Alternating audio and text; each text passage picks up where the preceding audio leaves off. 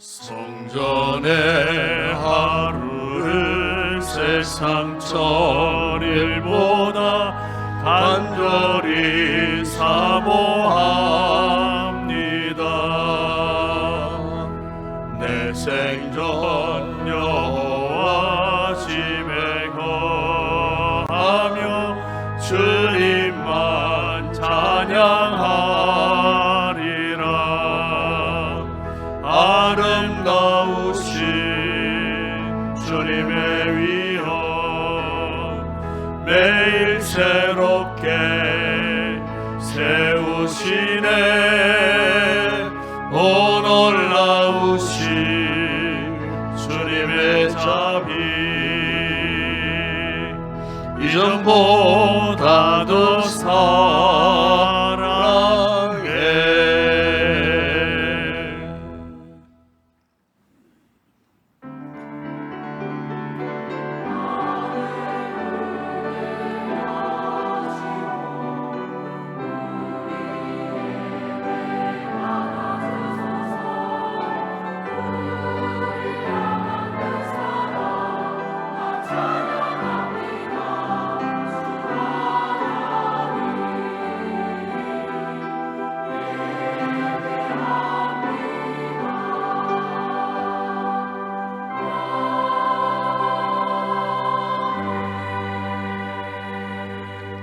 주께서 우리를 다시 살리사 주의 백성이 주를 기쁘도록 하셨나이다.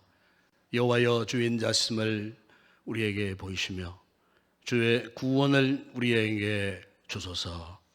우리 아버지 하나님, 오늘도 주의 기뻐하심을 입은 당신의 택한 백성들이 거룩한 예배의 자리에 나왔습니다. 우리를 향하신 주님의 크고 놀라운 뜻이 무엇인지를 깨닫고 오늘도 거룩하신 하나님의 뜻에 온전히 순종하기를 사모하는 저희들, 우리가 구원의 하나님을 이 시간을 통하여 마음껏 찬양하고 경배하는 진정한 예배자들이 되게 하여 주시옵소서. 우리 예배를 기쁘게 받아 주시옵소서. 모든 영광을 주님께 올려드립니다. 우리 주 예수 그리스도 이름으로 기원드리옵나이다. 아멘.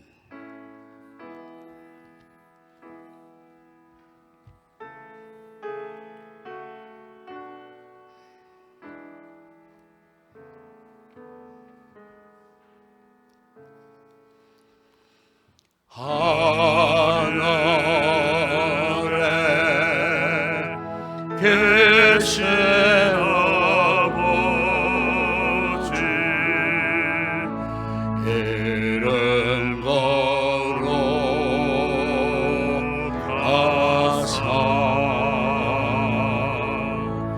주님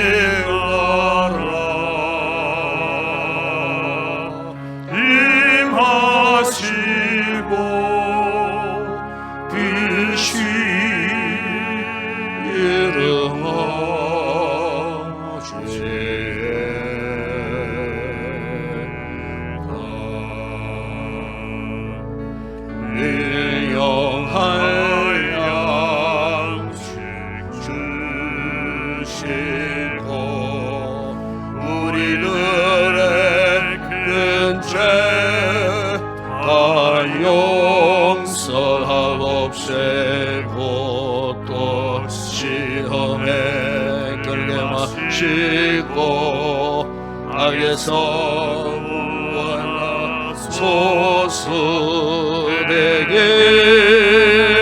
주의 나라 주의 권세 주의 영광 영원히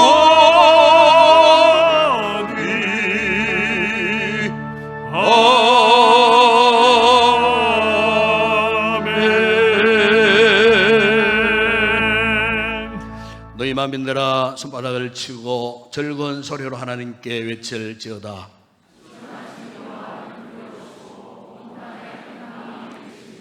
여호와께서 만민을 우리에게 나라들을 우리 발 아래에 복종하게 하시며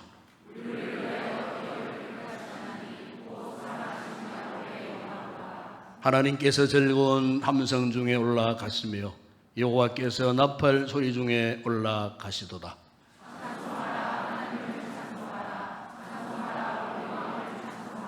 하나님은 온 땅의 왕이심이라. 제2의 시로 찬송할지어다.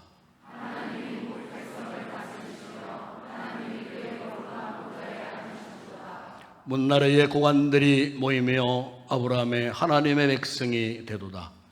세상의 모든 방패는 하나님의 것이며 그는 높임을 받으시리로다. 아멘.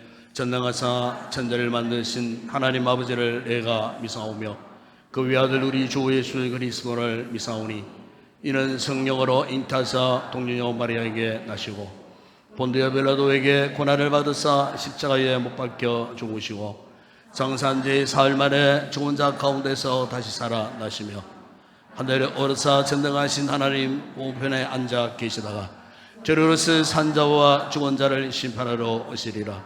성령을 미사오며 거룩한 공회와 성도와 서로 교통하는 것과 죄를 사하여 주시는 것과 몸이 다시 사는 것과 영원히 사는 것을 미사옵나이다. 아멘.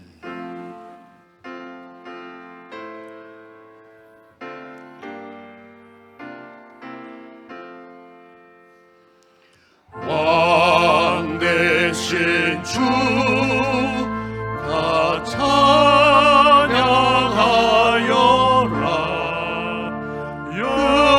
영광과 존귀 주께 돌리세. 하늘 위에 높이 계신 주님의 말씀 존귀하도다.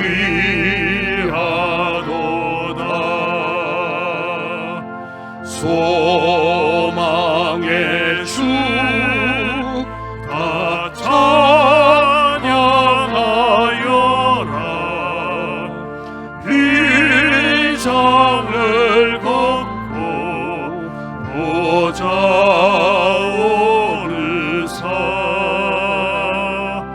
우리 위해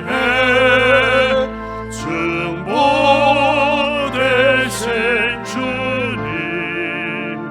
날마다 은혜 부어주신다.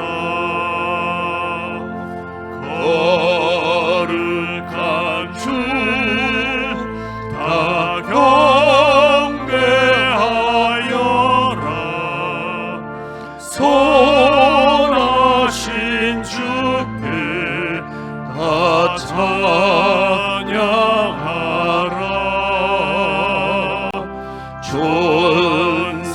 전사들도 다 경배하여라.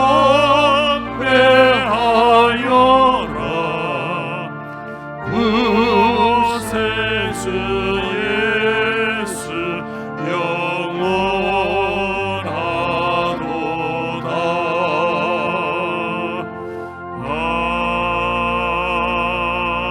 아멘.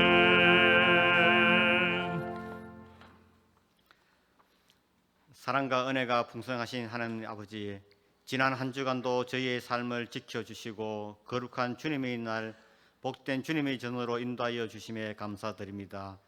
주님께서 저희에게 허락하신 8월 셋째 주를 맞이하여 주님을 찬양하며 예배드릴 수 있게 하심에 감사를 드립니다.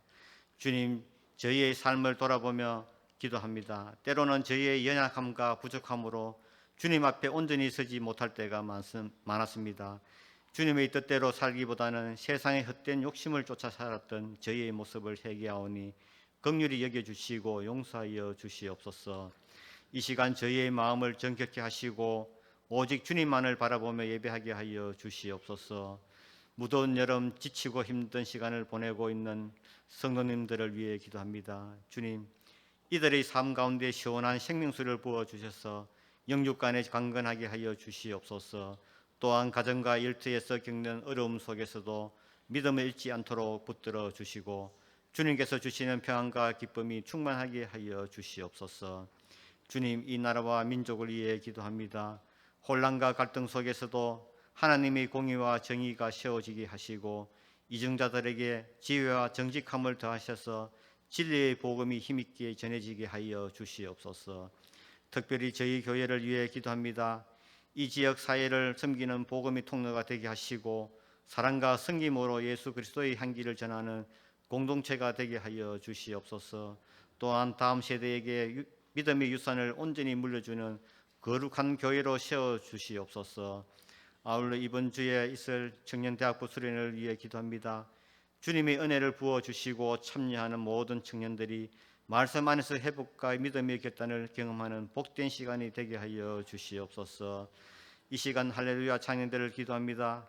하나님께 영광 돌리기 위해 헌신하는 찬양 대원들의 수고를 기억하여 주시고 각 사람에게 영적인 은혜를 더하셔서 그들의 찬양이 주님께 드리는 거룩한 제사가 되게 하여 주시옵소서. 믿음 저희의 마음도 열어주셔서 찬양을 통해 주님을 향한 사랑을 고백하게 하여 주시옵소서. 오늘 말씀을 선포하실 담임 목사님께 성령의 권능을 더하셔 주시고 선포하시는 말씀이 저희의 심령에 깊이 새겨지게 하시며 그 말씀이 저희의 삶을 변화시키는 능력이 되게 하여 주시옵소서. 예배의 시종을 주님께 맡기오니 이 예배를 통해 주님 홀로 영광 받으시기를 원합니다. 살아계신 우리 주 예수 그리스도의 이름으로 기도드립니다. 아멘.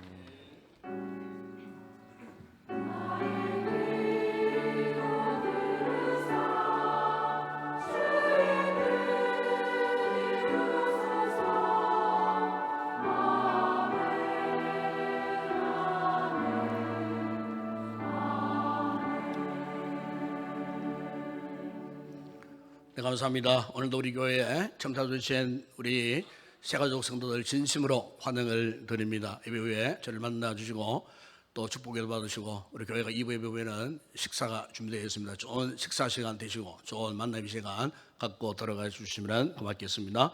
오늘 구원사 찬양대 오후 찬양이 있겠습니다. 오늘 오후 예배는 주일학교 여름 행사 보고 발표회 예배로 그렇게 드리도록 하겠습니다. 우리 주일학교 각 부서 보고한 다음에 또 지난번 선교 단기 선교팀 또 역시 또 보고하고 마지막에는 우리 청년대학부 수련회 발대식 오늘 이렇게 세 파트로 나누어서 오후 예배 시에 진행하려고 합니다. 많이 참여해 주시고 또 많은 격려가 있으시기를 바랍니다. 그리고 이번 주간 교육자 여러분과 저와 함께 우리 윤성희 조사님 휴가 주간이 되겠습니다. 이번 주간에 특별히 청년부 여름 수련회가 21일 목요일부터 2박 3일 동안 토요일 우리 경남 함안에 있는 아름다운 교회 당에서 있겠습니다. 위에서 여러분 기도 많이 해주시기 바랍니다. 이번 다가오는 토요일 날 23일입니다. 23일에는 우리 경북노회 주일연합회가 주최하는 성경 암송 쓰기 대회가 있겠습니다. 우리 경북노회 산하에 많은 주일학교 아이들이 또 그 본교회를 방문을 하고 또 이렇게 대회에 참여하겠습니다. 준비 잘 하시고 또 위에서 기도 많이 해주시기 바랍니다.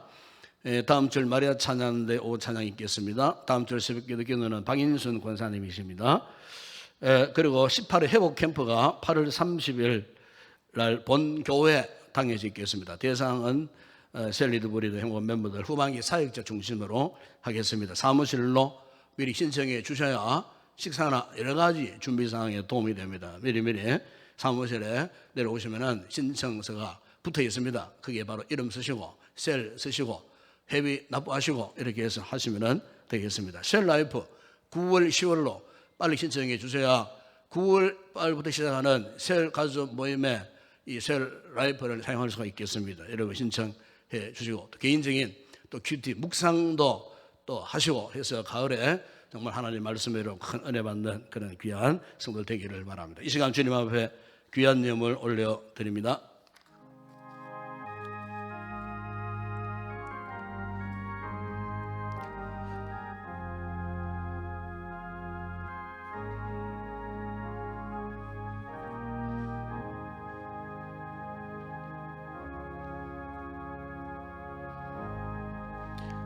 우리 아버지 하나님, 오늘도 예배에 참여한 저희들이 주의 은혜만만 감사하여 아름다운 감사에 또 그려가고 위한 아름다운 예물들을 주님 앞에 봉헌해 드립니다.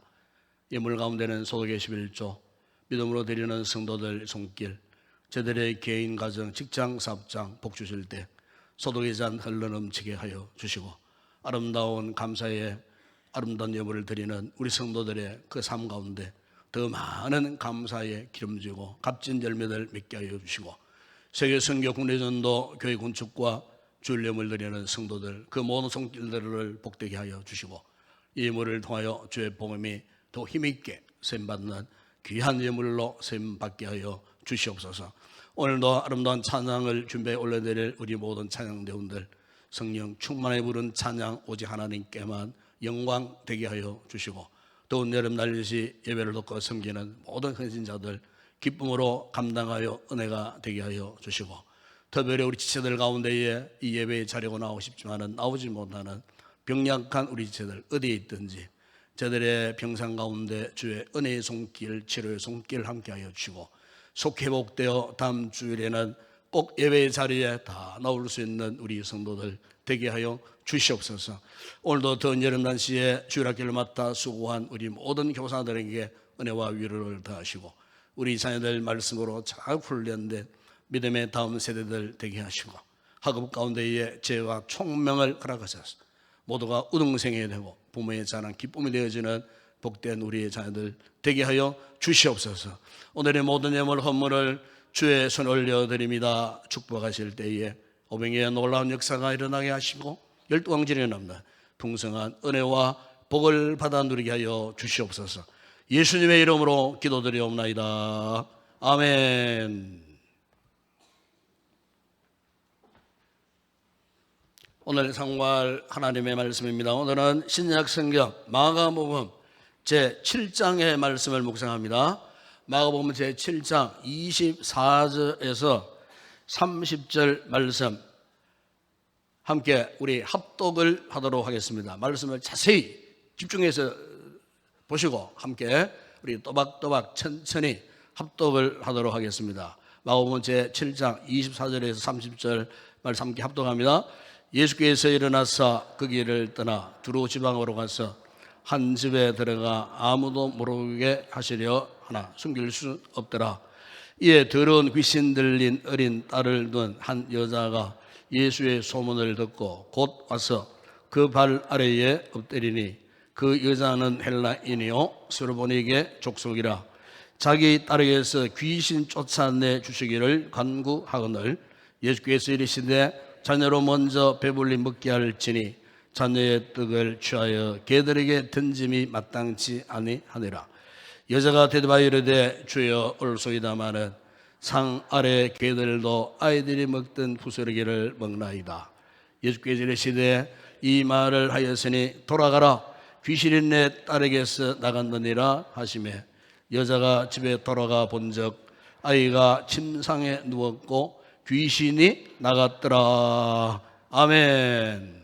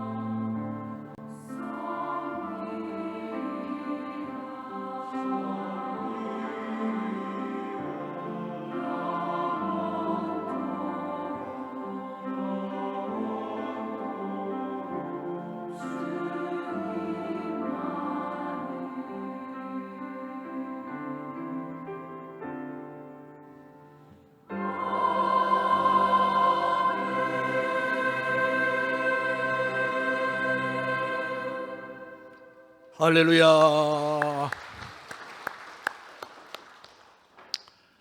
우리가 삶을 살아가면서 때로는 인생의 높은 벽 앞에서 한없이 절망할 때가 있습니다. 하나님은 왜 나에게 이 같은 연약함을 주시는가? 하나님은 왜 나의 기도를 들어주지 않으시는가? 도대체 하나님은 나에게 왜 관심을 갖지 않으시는가? 우리가 이런 인생의 절망의 벽 앞에서 이런 생각에 사로잡히기 시작하면서부터 끝없는 절망의 나락으로 떨어지는 경우가 있습니다. 그러나 성경은 우리에게 무엇을 말씀하시는가?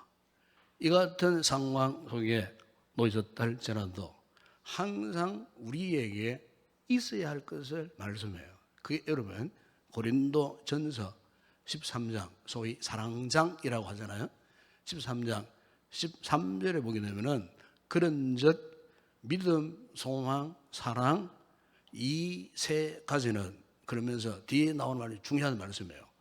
항상 있을 것인즉 그렇게 말씀해요. 항상 있을 것인즉. 신앙생활하는 우리 성도들에게 모든 상황을 불구하고 항상 우리 곁에 우리 안에 항상 있어야 할 것 믿음, 소망, 사랑. 이 부분에 대해서 사도 바울이 데살로니가 교회의 성도들을 자랑하고 칭찬하는 가운데에 데살로니가 전서 1장 3절에서 이런 말씀을 했어요. 너희 믿음의 역사와 사랑의 수고와 우리 주 예수 그리스도에 대한 소망의 인내를 우리 하나님 아버지 앞에서 끊임없이 기억하미니. 그래서 그 당시에 핍박의 시대에 참 환난의 시대에 신앙생활을 잘 가지 못하는 그 억압된 그런 시대 속에도 불구하고 신앙생활을 잘하는 이 데살로니가 교회 성도를 향해서 바울이 칭찬하는 이 부분에도 믿음을 가지되 믿음의 역사라고만 하면은 활동한다, 움직인다, 일한다 그런 뜻이에요. 그러니까 그 환난과 박해, 핍박의 시대에서도 데살로니가의 성도들은 믿음으로 행동하며 살았다는 거예요. 믿음을 지키며 살았다는 거예요. 사랑을 하되 땀 흘려 수고할 정도의 뜨거운 사랑으로 예수를 믿고 신앙생활을 했다는 거예요. 소망이 있으되 고난과 긴 기다림을 견뎌낼 정도의 인내하는 그 소망을 가지고 신앙생활을 했다는 거예요.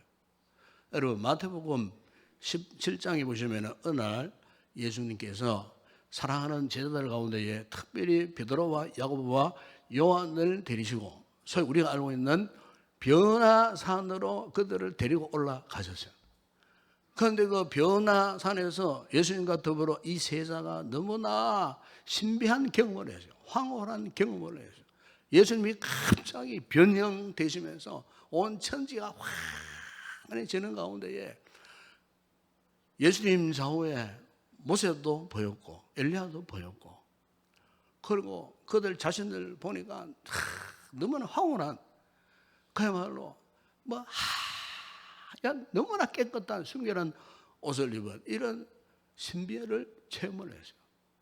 그래서 이런 놀라운 황홀함을 경험한 후에 이제 예수님이 다시 제자들을 데리고 그 변화산에서 내려오는데 예수님이 잠시 없는 동안에 산 밑에 아래에 있었던 9명의 제자들에게 한 아버지가 아들을 데리고 왔어요.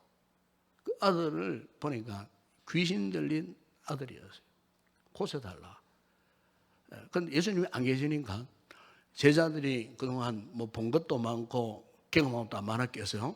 그 자기들의 어떤 힘으로 한번 그 귀신을 쫓아내고 그 아들을 치료해버렸고 아무리 노력했지만은 실패해버렸어요. 이렇게 당황스러운 상황 가운데에 산에서 내려오시는 예수님이 그 광경을 보시고는 그 불쌍한 아들을 즉각 치료해 주셨어요. 귀신이 떠나갔어요. 행로를 하시다가 어느 한 마을에서 제자들이 예수님께 조용히 물었어요. 주님, 우리는 어찌하여 쫓아내지 못했습니까?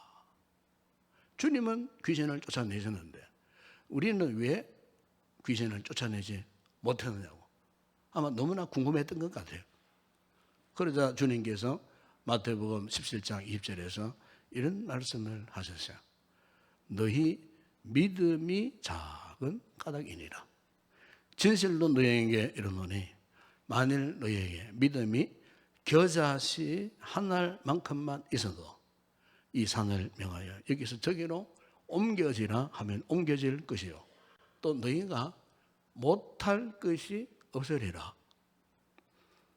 주님은 제자들이 귀신을 쫓아내지 못한 그 원인에 대해서 너희 믿음이 작은 까닭이라. 무슨 말입니까? 여러분, 믿음은 반드시 역사를 만듭니다. 믿으면요 변화가 일어나고요, 믿으면은 놀라운 사건을 일으키게 돼 있어요. 그런데 너희가 믿음이 있다면서도 아직 우리 역사를 만들어내지 못한 거 보면은 지금 너희들의 믿음에 문제가 있지 않느냐, 그 지적의 말씀이에요. 믿음이 작다는 것은 분량을 말하는 게 아니에요. 문제를 지적하신 거예요. 제자들의 믿음에 지금 문제가 있다, 이것을 주님께서 지금 지적하신 거예요. 여러분, 오늘 우리가 읽은 이 본문도 이 같은 믿음의 역사를 우리에게 보여주는 너무나 귀한 말씀이에요. 지금 오늘 본문의 배경을 보게 되면은 예수님께서 공생의 이제 중반 지점을 지나실 그런 시점이었어요. 그동안 수많은 사람들이 주님을 따라오니 주님이 얼마나 피곤하셨겠어요. 그래서 그동안에 갈릴리 지역을 중심으로 사역하시다가 이제 조금 조용한 시간을 보내시려고 이제 유대인의 땅과 이방인의 지역인 그 경계를 넘어섰어요. 유대인들은 절대로 이방인들이 살고 있는 땅에 발을 디디지 않습니다. 싫어합니다. 그런데 주님께서 이제 유대인의 땅을 지나서 이제 이방인의 땅 경계 지역이었던 두로와 시돈이라는 그 지역으로 가시게 되었어요. 이 두로라고 하는 지역은 가나안 땅의 북쪽에 있는 그 주중에 해변가에 있는 그런 지역, 오늘날로 말하면은 레바논이 위치하고 있는 그런 지역이에요. 우리가 구약 성경을 보게 되면은 이 두로와 시돈 이 지방은 이 구약 시대에 바알을 숭배하는 가장 거점 지역이었어요. 가장 바알 숭배가 성행했던 그런 지역이었어요. 북이스라엘의 왕 아합이 자기 아내를 맞이했을 때에 바로 이 두로 시돈 지방에 이 엣바알이라는 왕의 그 딸을 아내로 맞이했는데 유명한 그 아내 이름이 뭡니까? 이세벨의 고향이 바로 이 두로 시돈의 지역이었어요. 알리야시대 때에 사르밧 과부가 살았던 이 당도 이 두로 시돈 지역이었어요. 그런데 오늘 본문에 보시면은 바로 이 두로에 살고 있는 한 여인이 등장을 합니다. 등장을 하는데 이 여인이 어떤 사람이냐에 대해서 26절에서 이런 말씀을 합니다. 그 여자는 헬라인이요 서로본에게 족속이라. 자기 땅에서 귀신 쫓아내 주시기를, 자기 딸에게서 귀신 쫓아내 주시기를 간구했다. 이런 말씀이 있지 않습니까? 여기 보면은 이 여자는요 헬라인이었어요. 그리고 솔로몬에게 수리아, 그 당시에 페니키아라는 지역이 있어요. 지중해 해변가에 있었던 그 나라예요. 그런데 오늘 이 본문을 보게 되면은 이 여인에게 자기의 딸이 지금 귀신 들렸는데 이 문제를 해결하기 위하여 주님께 찾아왔지만 이 여인에게는 네 가지 큰 장벽이 있었어요. 그 먼저 하나는 민족적인 장벽이에요. 이 여인은 유대인이 아니에요. 이방 여인이에요. 당시 유대인과 이방인 사이에는 깊은 불신감 내지는 적대감이 팽배했어요. 그래서 함부로 만날 수 없는 그런 상황, 그런 장벽이 있었다는 거예요. 또 하나 장벽은 종교적인 장벽이에요. 이 여인은 이방인입니다. 하나님의 택한 백성이 아니라는 거죠. 그 당시 유대인들의 관점에서 볼 때는. 그래서 구원은 유대인에게만 행하는 것인데 어찌하여 이 여인이 유대인이었던 예수님을 만나러 왔던가? 종교가 서로 다르다 그 말이죠. 종교적인 장벽이 있었어요. 또 하나의 장벽은 뭐냐? 이 사람은 여성이에요. 남성이 아니에요. 여러분 고대 사회에서 여성은 함부로 남자를 잘 만날 수 없어요. 특히 이방 여인이 유대인 남성을 만날 수 없어요. 예수님은 유대인들에게 랍비라 칭함을 받았거든요. 그 랍비를 이방 여인이 절대로 만날 수 없는 거예요. 그건 금기사항 가운데의 금기사항이었어요. 그러나 또 하나의 정말 결정적인 이 장벽이 있었는데 그게 뭐냐면은 사랑하는 딸이 지금 귀신이 들려 있는 그런 상황이었어요. 이 마가복음은 내용을 역사적 관점에서 압축하기 때문에 이 장수도 뭐 마가복음은 전체 장이 뭐 16장밖에 안 돼요. 그래 마태복음 보게 되면 마태복음 28장이에요. 마태복음 28장 펼쳐가지고 구체적으로 서술하는 그런 내용들이에요. 그래서 마태복음 15장에 오늘과 똑같은 사건이 있는 그 말씀 가운데 마태복음 15장 22절에 보면은 이 여인이 예수님께 간구할 때 이런 고백을 합니다. 내 딸이 흉악하게 귀신 들렸나이다. 그냥 귀신이 들린 게 아니에요. 정말 흉악한 귀신이 들렸어요. 그러니 한 딸의 어머니로서의 참 심정이 어떻겠어요? 흉악한 이 귀신이 들려서니까 마치 자기 살을 찢어내는 듯한 이런 아픔, 이런 상처, 이런 고통이 있지 않았겠어요? 그래서 이 딸을 고쳐보려고 성경에는 그런 말씀이 안 나오지만은 백방으로 뛰어봤겠죠. 백방으로 좋은 약도 먹여봤을 것이고 백방으로 좋은 치료자도 만나보았을 것이고 그래서 온갖 방법을 다 써보았지만은 소용이 없었어요.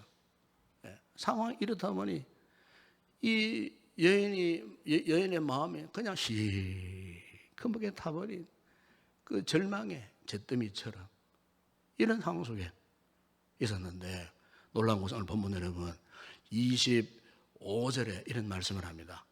예, 더러운 귀신 들린 어린 딸을 둔 한 여자가 예수의 소문을 들었다. 이런 말씀합니다. 예수의 소문을 들었다. 그런데 예수의 소문을 들은 것으로 끝나지 않고 곧 즉시 그런 뜻이에요. 즉시 어떻게 해요? 왔다. 누구에게? 예수님께 왔다. 예수님을 찾아왔다. 찾아와서 어떻게 했는가? 그 발 아래 엎드렸다. 26절에 보시면은 예수님께 간절히 간구합니다. 귀신 들린 내 딸을 고쳐 주시옵소서. 그 주님 앞에 간절히 간구합니다. 여러분 같은 내용을 담은 마태복음 15장 22절에 보면 이 여인이 이렇게 외쳤습니다. 소리 질러 이르되 주 다윗의 자손이여 나를 불쌍히 여기소서. 내 딸이 흉악하게 귀신 들렸나이다. 사장님, 오늘 우리는 이 스로보니게 여인의 믿음의 역사가 어떤 단계를 거쳐서 작동했는가, 이걸 제가 잠깐 한번 살펴보려고 해요. 먼저 중요한 것은 그런 얘기예요. 적극적인 믿음의 역사가 있었다는 사실이에요. 그러니까 그녀가 예수의 소문을 듣고부터 예수님의 능력이라 하면은 내 딸이 능히 고침을 받을 수 있을 것이라고 하는 이 믿음이 생겼다는 거예요. 단순히 인지하는 것만으로만 끝나지 않고 구체적으로 예수님께 나가고 싶은, 그분 앞에 나가고 싶은, 그분 앞에 자기의 사정을 아뢰고 싶은 간절함으로 주님 앞에 나아가서 주님을 향하여 부르짖었어요. 주 다윗의 자손이여 나를 불쌍히 여기소서. 지금 내 딸이 흉악한 귀신에 지금 들렸습니다. 예?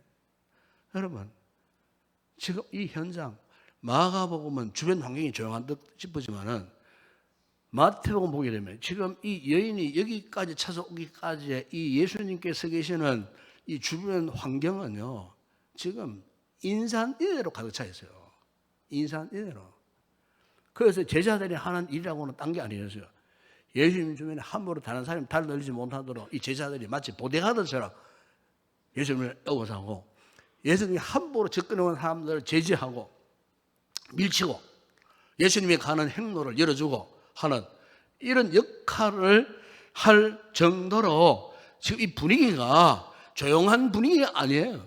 인산인해로 그냥 칵 차있는 그런 제자들이 여기 사람들을 제지하는 사회예요. 어떻게 이 여인이 제자들의 그 제지하는 손길을 피해가지고 주님 앞에까지 나와가지고 그것도 무릎을 꿇고 주님 앞에 간절히 외치고 고쳐달라고 할 정도가 되어서니 여러분 이것만 보더라도 이 스로보네게 여인의 믿음의 이 같은 간절함을 능히 알 수 있지 않겠어요?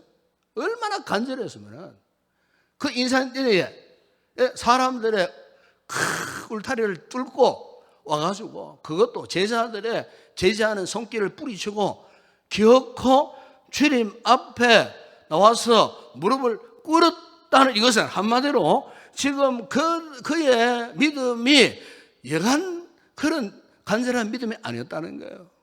여러분 오늘 우리에게 있어도 여러분 믿음에 있어서 정말 중요한 것은요 간절함이요, 간절함.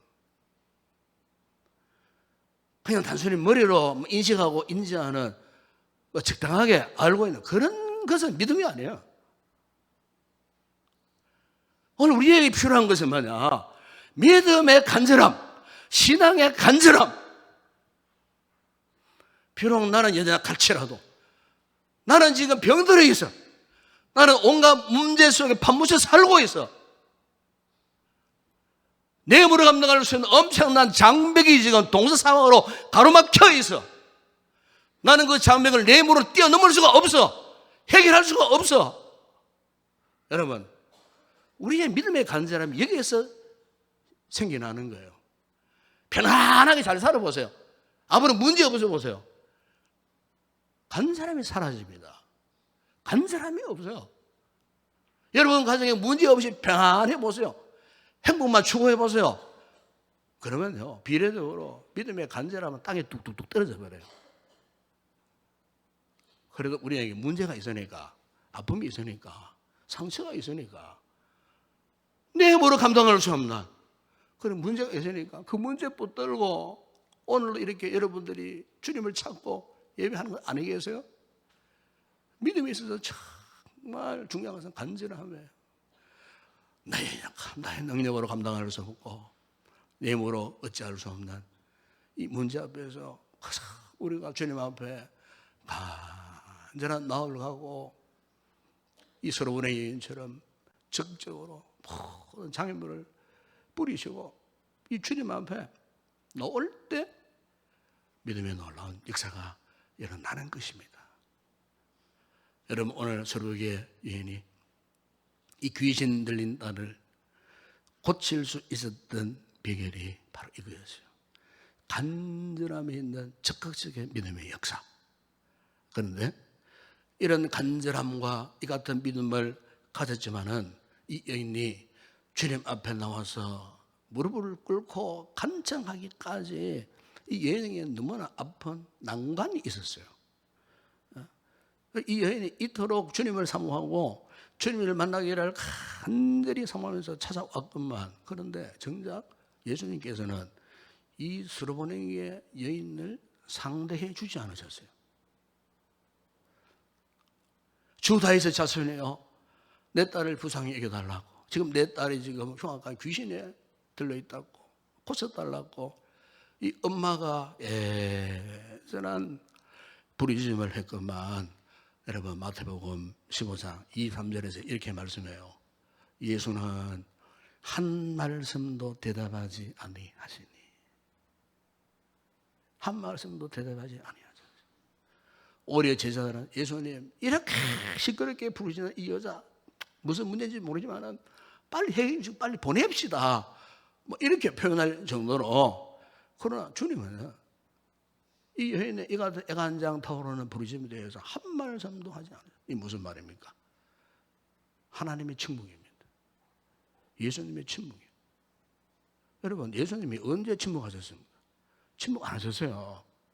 지금까지의 이 공생의 중반기까지 오셨던 주님의 사역을 보세요.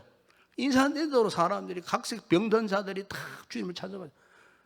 마지막에 밤에 예수님이 쉬시려고 가도 막 그 계시는 그곳에 문정성시를 이룰 정도로 온갖 각색 병자들이 찾아와가지고 막 차려달라고 치료해달라고 할 때에 한 사람도 그냥 돌려보낸 적이 없어요. 그런데 어찌된 영문인지 이렇게 간절한 심정으로 찾아왔던 이 스로보니의 여인의 이 같은 간절함의 요청에 대해서는 어떻게 지금 한 말씀도 하지 않으셨어요. 침묵하고 계셨어요. 그러니까 당사자 입장에서 볼 때는 너무나 참 절박하고 너무나 참 참담한 그런 상황이 아니었겠어요? 사랑하는 여러분, 이것은 오늘 우리의 믿음 생활, 우리의 신앙생활에서도 하나님의 침묵이 있습니다, 여러분. 주님의 침묵이 있습니다. 때로는 이 주님의 이 침묵하심이 무척 당황스러울 수도 있어요. 이 침묵 앞에 때로는 우리가 절망하기도 하고요. 침묵 앞에서 때로는 우리는 주님 앞 변신하기도 하고요. 배반하기도 하고요. 이 침묵 때문에 신앙에서 떨어져 나가는 그런 영혼도 있고요. 여러분, 그러나 우리가 분명히 알아야 할 것은 우리 성도들이 정말 내가 제대로 믿음을 갖고 싶고 예수 믿고 구원받은 하나님의 자녀 백성이라면요, 우리가 침묵에 대한 개념을 달리할 필요가 있어요. 이 침묵이 순간에 어떻게 해야 될까? 이 침묵 앞에서 모든 걸 포기하고 멈춰버릴까? 아니라는 거예요. 여러분, 우리가 신앙적인 관점에서 볼 때 하나님의 침묵의 의미가 무엇인가 이걸 아셔야 돼요. 여러분, 하나님의 침묵 속에는 반드시 그분의 의도하심이 있습니다. 그분의 의도하심. 여러분, 우리가 성경을 깊이 묵상하면서 깨닫게 되는 것 가운데 하나가 이 부분이에요. 때로는 하나님께서 우리에게 어떤 어려움을 당하고 나는 지금 죽을 지경이야. 이 문제 해결하자면 내가 망할 지경이에요. 그런데 하나님 앞에 금식하고 매어 달리고 부르짖어요. 그런데 주님께서 이 절박한 문제 앞에서 적극적으로 나의 어떤 기도를, 나의 소원을 들어주시기보다도 계속 침묵하시는 거예요. 한 말씀도 하지 않는 거예요. 여러분, 마가복음 4장에 보시면 제자들이 주님과 더불어서 배를 타고 갈릴리를 횡단하는 가운데 풍랑을 만났어요. 지금 제자들은 그 풍랑 앞에서 우리를 살려달라고 막 소리치고 있었는데 정작 주님은요, 배의 맨 앞에 그 고물이라고 그래요. 고물에 엎드리셔갖고 베개를 들고 잠을 주무시고 계셨어요. 제자들은 지금 난리 났어요. 풍랑 가운데 빠져 죽을 것 같은 위기 속에서 그들은 소리치고 난리가 났어요. 그러나 주님은 그 광경을 모르셨겠어요? 알고 계셨어요. 그런데 그분은 그럼에도 불구하고 배 고물에서 편안히 잠을 주무시고 계셨어요. 여러분, 요한복음 10장에 보시면 예수님과의 절친이었던 마르다, 마리아, 그리고 나사로 가정에 자주 예수님이 베다니로 자주 올라가셨는데 베다니로 올라가실 때마다 항상 나사로의 집에 들리셨어요. 그만큼 이 나사로의 가족들과 그 가정과 주님과는 정말 아주 친밀한 그런 관계 속에 있었는데 어느 날 갑자기 나사로가 병들어 죽었다는 거예요. 그 예수님이 그 지역에 안 계시는 동안에 그러니까 친했던 그 예수님에 대해서 아마 가족이 빨리 소식을 전했겠죠.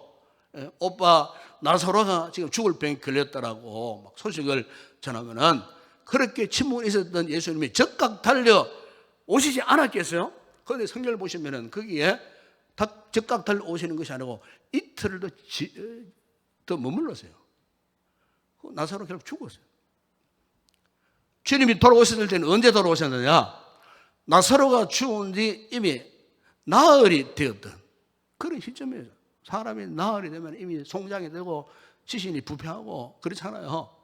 다 죽고 장례가 다 끝난 그 즈음에 주님이 오셨어요. 오죽했으면 마르다가 달려가가지고 왜 예수님이 일찍 오시지 않았느냐고, 오셨으면 우리 오빠가 살아났을 텐데, 죽지 않았을 텐데 하면서 넋두리를 하고 원망하고 있는 그 모습을 거기서 볼 수가 있어요. 여러분, 이처럼 여러분 우리가요 믿음 생활할 때에 하나님께서 우리의 절박한 문제 앞에서 우리의 사정을 아시는지 모르시는지, 도대체 하나님께서 우리의 기도에 응답하지 아니하시고요 여전히 침묵하실 때가 있다는 거예요. 여러분, 우리의 신앙이 언제 신앙의 정체, 진실이 드러나느냐? 하나님의 침묵 속에서 우리의 신앙이 진짜냐 가짜냐 드러나요. 그만큼 하나님의 침묵은 우리의 신앙생활에서 너무나 중요한 거예요. 그냥 침묵하시는 것이 아니라는 거예요. 물론 하나님 침묵하실 때 우리는 괴롭습니다. 고통스럽습니다. 답답합니다. 그러나 이 침묵 속에서 절망의 늪, 고난의 아픔을 겪어가면서 오늘 우리가 하나님의 침묵 속에서 깨질 것 깨어지고, 잘못된 것 바로 잡히고, 높았던 것 낮아지고, 이 침묵을 통해서 우리를 낮추셔갖고 겸손한 존재로 만드시고, 정말 네가 진짜 나를 믿느냐 아니 믿느냐 하는 것을 테스트하기 위해서 때로는요 절박한 우리의 상황 속에서 하나님은 입을 딱 다물고 계시는 거예요. 한 말씀도 하지 않고 계신다는 거예요. 여러분, 욥을 보세요. 욥이 하루아침에 모든 거 다 잃어버렸잖아요. 동방의 의인이에요. 그런데 다 잃어버렸어요. 욥기가 42장까지 있습니다. 욥기 처음 읽어보시면 처음에는 욥이 고난이 막 이렇게 막 재미있고 막 감동적이에요. 그런데 욥 중간주시라고 보세요. 지겨워 못 읽어요. 친구들이 등장해가지고 막 그냥 변론하고 주고받고 네가 죄전 때문에 이런 이야기만 계속 쭉 하고 있어요. 욥이 그토록 괴로움 당하고 고통을 당했을 때에 하나님께서 욥에게 한 번도 나타나지 않으셨어요. 말씀하지 않으셨어요. 그럼에도 불구하고 욥이 위대한 신앙 고백을 하는데, 여러분 욥기 23장 10절에 보시면 그러나 내가 가는 길을 그가 아시나니 그가 나를 단련하신 후에는 내가 순금같이 되어 나오리라. 참 무슨 말입니까? 이 같은 절망적인 상황 속에서 주님께서 침묵하신 이유가 분명하죠. 욥으로 하여금 훗날에 순금 같은 정금 같은 믿음으로 다시 만드시고 빚으셔가지고 하나님께서 마지막 순간에 그동안 감추었던 놀라운 복을 주시려고 하나님이 그 위기의 순간에, 절박한 순간에 아무런 말씀도 하지 않으시고 침묵하시다. 여러분 욥기 42장의 12절에 보시면 여호와께서 욥의 말내는 욥에게 처음보다 더 복을 주시니, 옛날 번역에는 갑절의 복을 주시니, 이전에 자녀 잃어버리고 재물 잃어버리고 아내까지도 가출해버리고 자기에게 남은 건 자기의 병든 몸뚱아리밖에 없었지만은 이 믿음의 연단을 잘 벗어났을 때, 하나님의 침묵을 잘 극복했을 때에 말년에 욥에게 갑절의 복을 주시고, 여러분 42장 1절에 보시면 그 위에 욥이 140년을 살며, 그러니까 아들 손자 4대를 보았다는 말씀이죠. 4대. 여러분 4대를 보았다는 말은 무슨 말입니까? 자, 조부, 정조부, 고조, 고고조 그런 뜻이에요. 욥이 그 자녀 손들의 엄청난 축복을요 4대에 걸쳐서 고고조의 그 선조가 되기까지 하나님께서 욥의 가슴과 욥의 가문을 그렇게 축복하셨더라. 하나님의 축복의 순간을 잘 버티고 이겨내고 믿음을 지켰을 때에 하나님께 욥을 그렇게 축복하셨다라는 거예요. 여러분 오늘 본문에 보시면은 스로보네의 여인이 이처럼 차분하게 주님의 발 앞에 엎드려 다시 간청을 합니다. 그런데 정작 주님의 응답은 뜻밖의 말씀을 하시는데 27절에 보세요. 보면은 예수께서 이르시되 자녀로 먼저 배불리 먹게 할지니 잔여의 떡을 좋아해 개들에게 던지지 마땅치 않냐. 참 여러분 이 스로보네 여인은 이방 여인이에요. 유대인들이 관점에서 볼 때 이 이방인들은요 개로 취급했어요. 그 당시에 실제로 개로 취급했습니다. 그래서 상종하지 않았던 거예요. 그런데 어쩌면 예수님께서 유대인들이 잘못된 그런 편견적인 그 말씀을 이 여인에게 이런 말씀 하셨을까 싶은 생각이 들어요. 저도 이 말씀 묵상하면서 좀 이해가 안 됐어요. 왜 예수님께서 이 절박한 믿음으로 주를 찾아와서 애절하게 간절히 간구한 이 여인에게 좀 위로의 말씀을 다른 말씀을 주시고 그렇게 하지 아니하시고 오히려 이 여자를 어떻게 이방인 유대인들처럼 이 여인을 개취급했는가?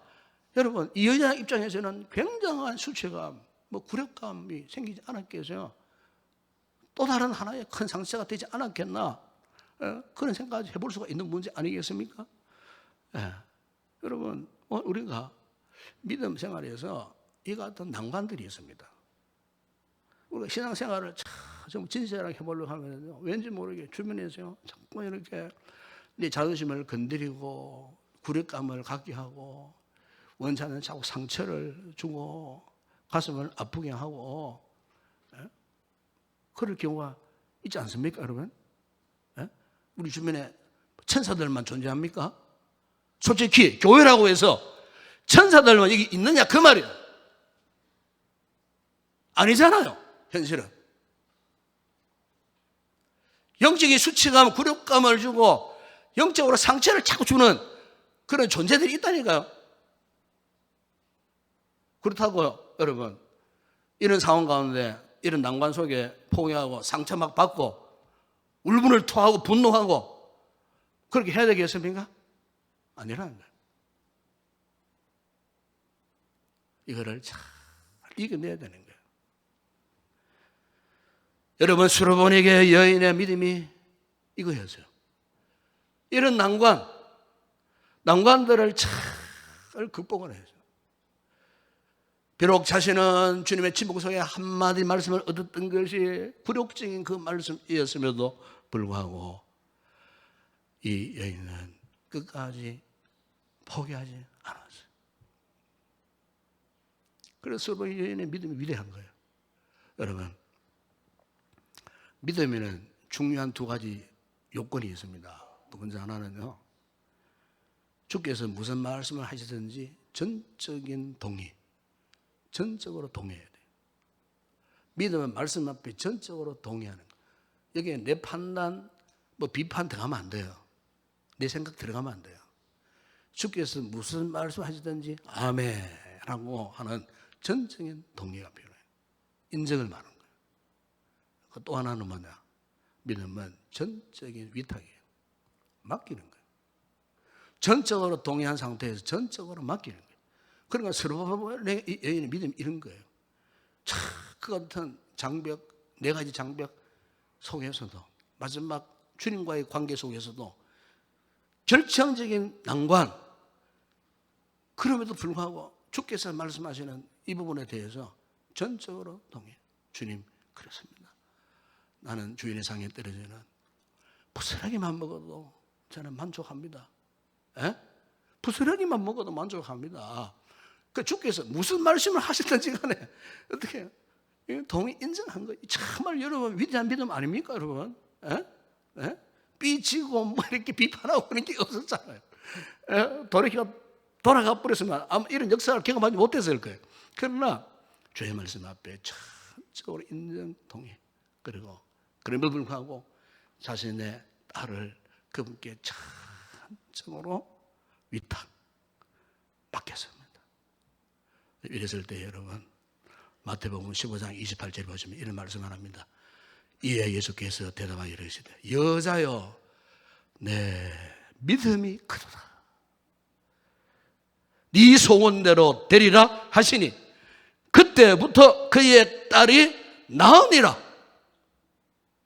오늘 본문 3절에 여자가 집에 돌아가 본자 아이가 침상에 누웠고 귀신이 나갔더라. 여러분 오늘 우리가 이 서로본에게 여인의 믿음을 보면서 과연 나는 오늘 어떤 믿음을 가지고 내가 살고 있는가, 이걸 한번 우리가 말씀 앞에 한번 성찰해 보면 좋겠어요. 여러분 분명한 사실은 우리는요 종교인이 아닙니다. 절대로 우리는 종교인이 아닙니다. 우리는 신앙인입니다.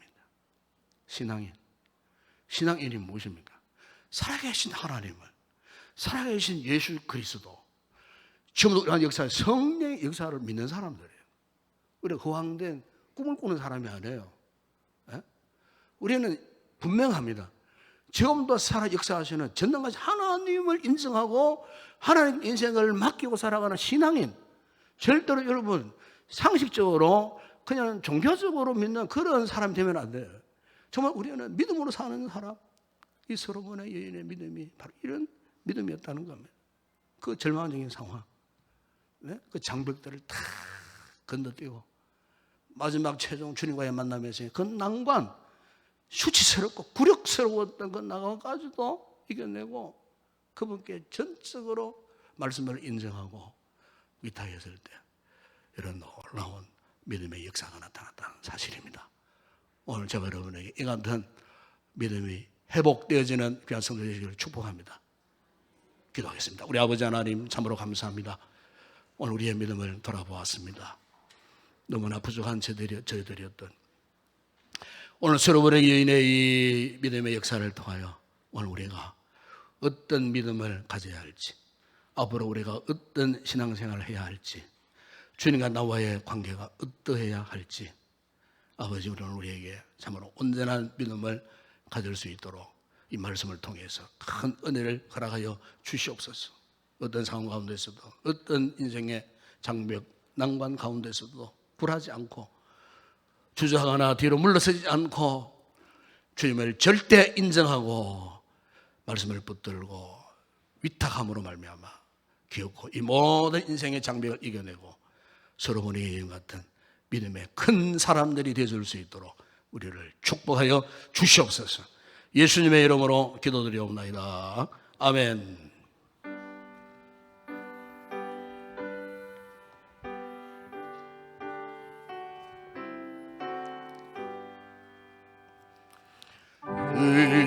우리는 주님을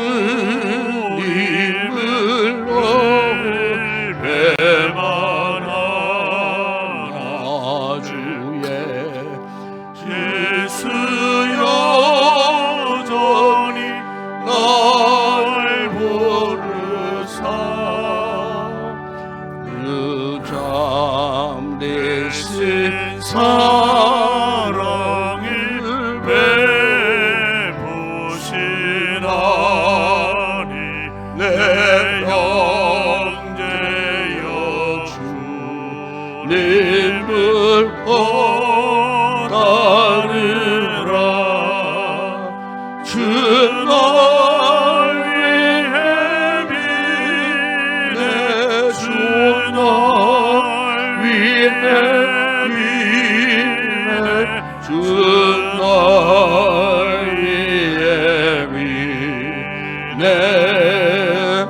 항상 비시네 주께서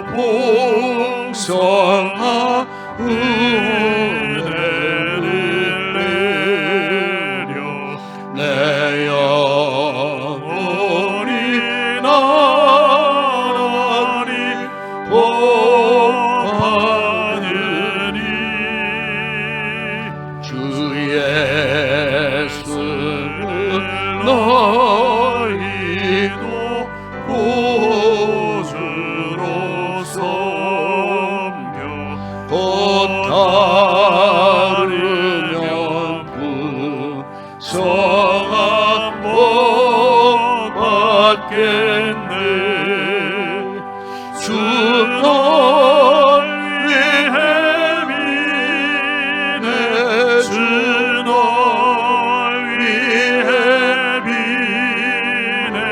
주 널 위해 비네. 항상 미치네. 무거운 짐지고 배 타는 인생 주의 주께 돌아와 쉬어라. 내 주 예수 너희를 돌보실 때에 참복 낙과 위가 넘치겠네. 주 널 위해 비네. 주 널 위해 비네. 주 널 위해 비네. 항상 미치네. 할렐루야. 인사합시다. 반갑습니다. 사랑합니다. 축복합니다. 한 주간 더웠는데 여러분 잘 견뎌내시고 또 예배 자리에 또 만나 뵙게 되니 참 제가 너무 행복합니다. 그래서 우리가 이 한 주간도 말씀 가슴에 잘 심으시고 우리 성도들 가운데 정말 힘든 분들이 참 많아요. 이 말씀이 위로가 되고 격려가 되고 또 능력이 되어서 이 서로본의 여인의 믿음으로 한 주간도 승리하는 그런 귀한 성도 되시기를 축복합니다. 우리 마지막 찬양 주께 올려드립니다.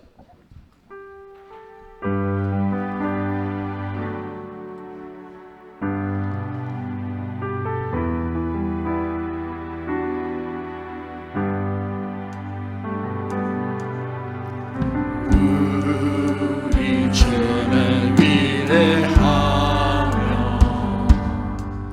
능력이 많으시도다. 그의 지혜에 무궁하며 인자는 영원하도다. 상한 자를 고치시며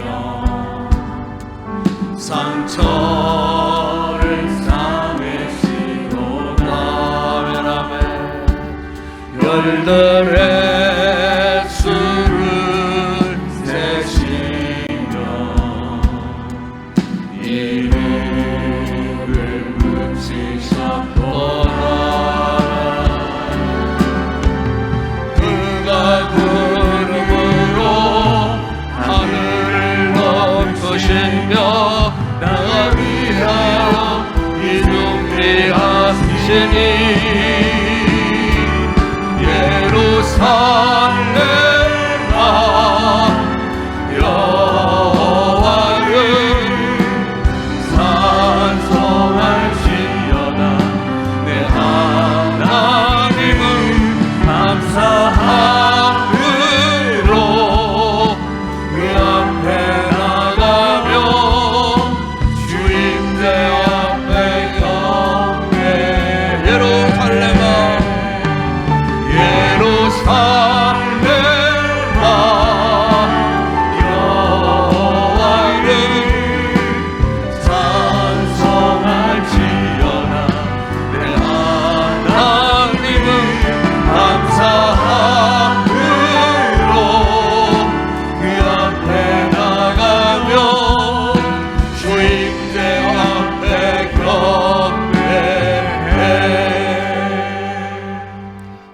우리 주 예수 그리스도의 은혜와 하나님 우리 아버지의 무한하신 사랑하심과 성령의 위로와 교통과 충만하신 은혜가 우리 앞에 어떤 장벽이 있든지 어떤 인생의 난관이 있든지 서로 보내게 여인의 믿음처럼 말씀에 전적으로 인정 동의하고 전적으로 우리 인생의 문제를 주님께 맡겨요.